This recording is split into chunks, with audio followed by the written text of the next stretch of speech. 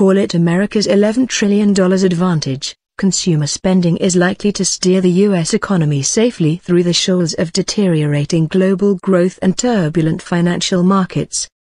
The combination of more jobs, falling gasoline prices and low borrowing costs will help lift household purchases.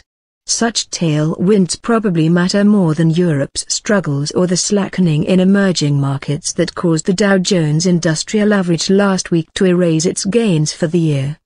"We've got a lot of things working in favor of the consumer right now," said Nariman Behravesh, chief economist in Lexington, Massachusetts, at IHS Inc. "To have that kind of strength is the biggest asset for the U.S. It's a pretty rock-solid footing."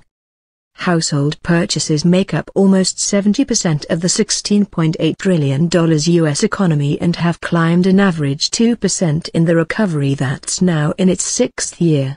Spending growth will accelerate to 2.7% next year after 2.3% in 2014, according to the latest Bloomberg survey of economists. The poll, taken from October 3 to October 8 in the midst of the meltdown in equities, showed little change in the median projections from the prior month. The economy is forecast to expand 3% in 2015 after 2.2% growth this year, according to the survey. 800-pound gorilla.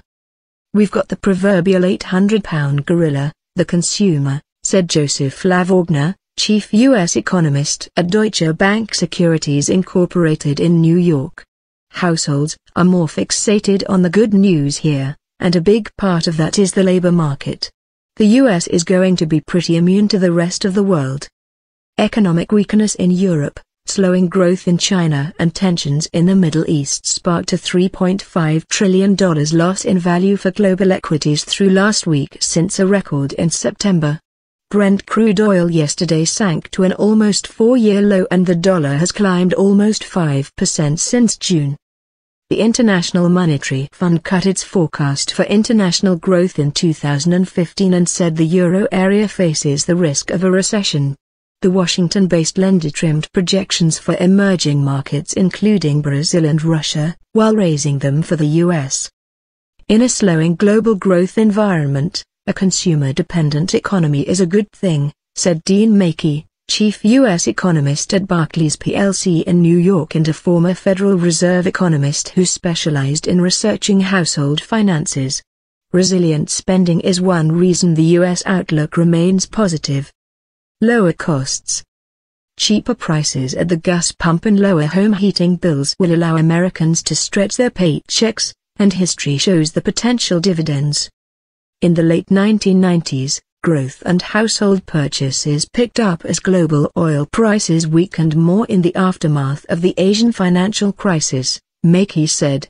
Consumer spending climbed 4% a year on average in the decade ended 2001, the strongest since the 10 years through 1974. Oil plunged 72% from its 1990 peak to late 1998.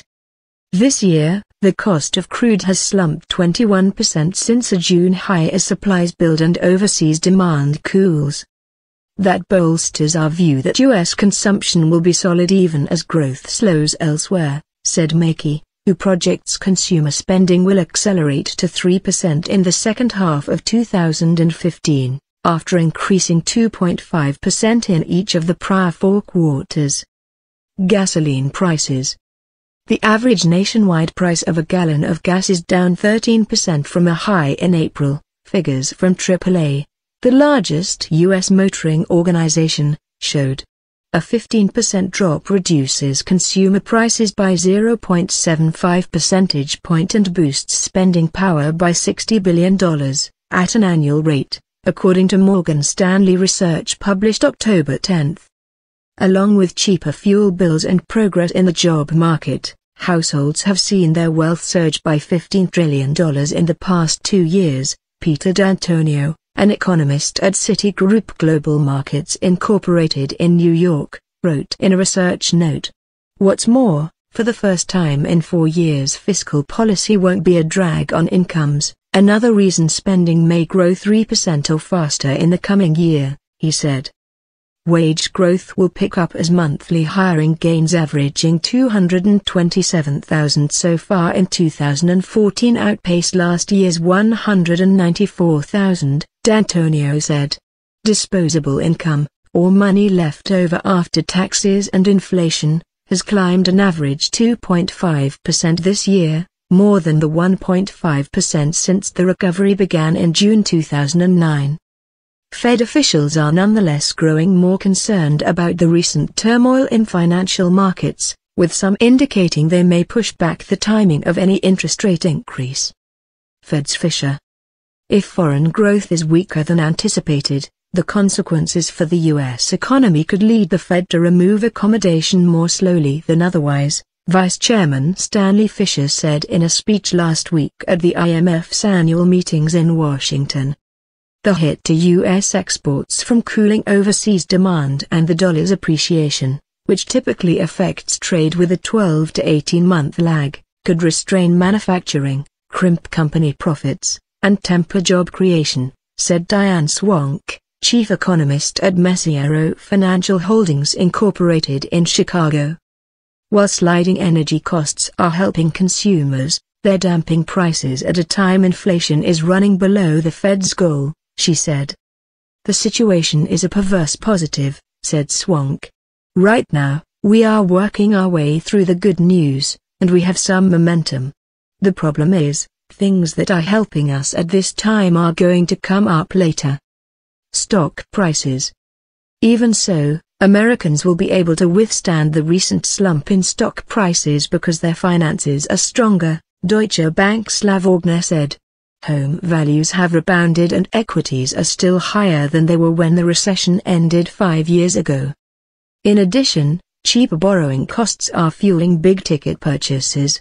Industry-wide vehicle sales will probably rise for an unprecedented sixth straight year in 2015 and may exceed 17 million for the first time since 2001, Ford Motor Company said last month.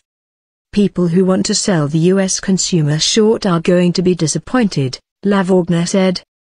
The ratio of household liquid assets to liabilities, which improved to 2.5 as of the second quarter, would merely return to its long-term average of 2.1 if equities dropped by 20%, he estimated.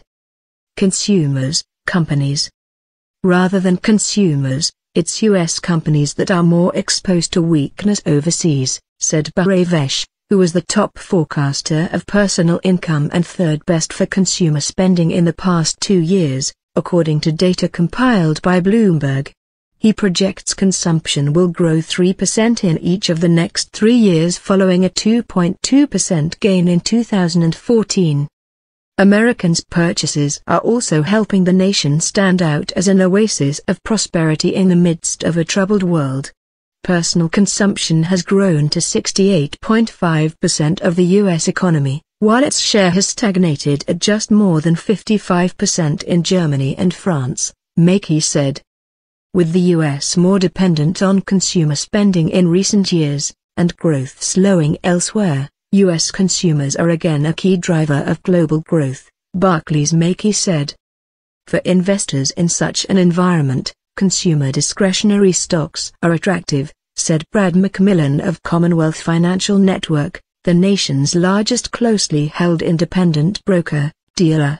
Americans will largely go about doing their own thing, with perceived threats from abroad unlikely to drive purchasing decisions, he said.